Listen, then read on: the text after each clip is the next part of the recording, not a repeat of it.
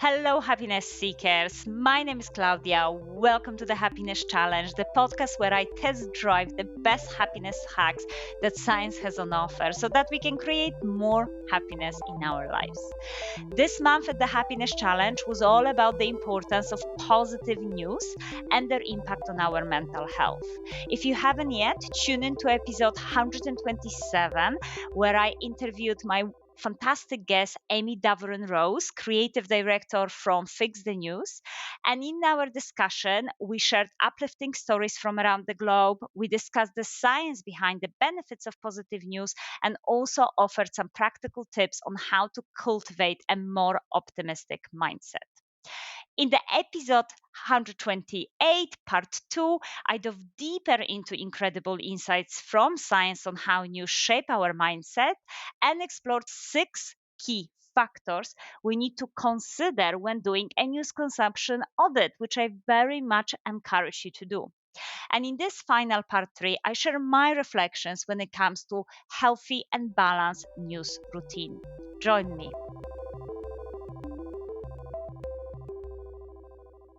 So personally, my relationship with news has been always very complicated because I often felt that I really want to stay involved. I really want to stay informed.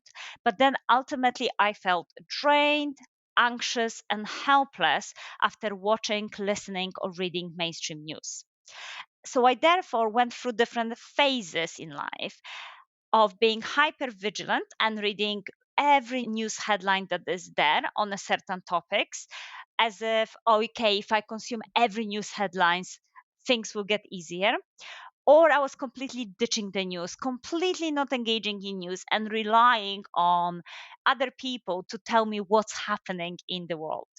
And both approaches were far from ideal.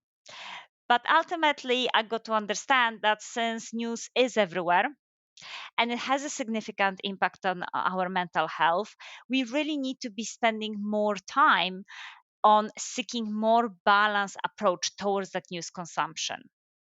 So here are my 5 top tips that helped me to move towards more balanced approach when it comes to news consumption. Number 1 is about critically evaluating news, especially when we are faced with negative extreme headlines. So, very much coming from that sense of curiosity of what does that mean exactly? What other sources are saying about that incident? What solutions or steps have been undertaken to tackle this issue so far? I think we really need to move away from that assumption that news is reality because ultimately the news story, the headlines, that the way they are portrayed very much differ. And we need to just be able to pause for a moment and critically evaluate what is being communicated to us. Tip number 2 is about swapping and mixing it up when it comes to our usual news sources. So, this is especially important when it comes to news on social media. I think by now we all know that the current algorithms show us what they think we are going to like and what's going to give them the best return on adverts and those content. So we have to make a very proactive effort to diversify what we see. And in order to do that, we have to look at lots of different news sources. 3, I think it's really important that we give ourselves permission to take break from news, especially when we're seeing that it's taking its toll on our mental health. So for me, when I'm on holiday, I'm definitely on digital detox. I'm trying not to do any scrolling, reading any articles, because I really know that I need that time. And again, it's important to remember that that time that we're not spending on social media or news consumption can be spent on other activities. So, in one study, researchers showed that by spending less time on Facebook, participants increased the frequency of jogging and cycling and even decreased the number of daily cigarettes they smoked.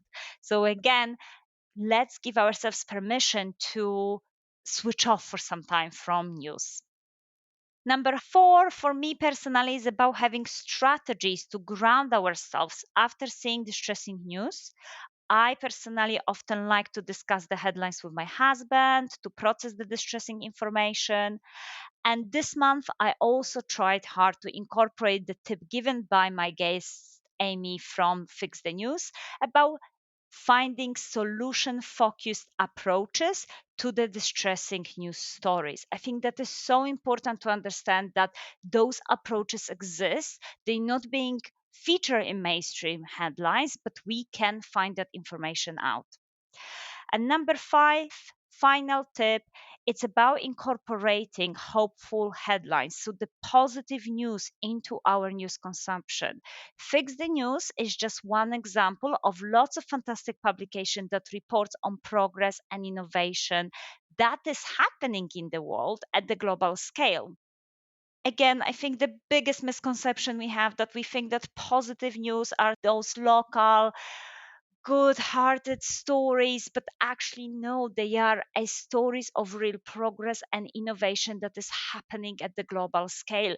But because they're positive, they do not make the traditional mainstream news. And this type of slow journalism is very much giving us different perspectives, and it allows us to have more holistic views of what is happening in the world.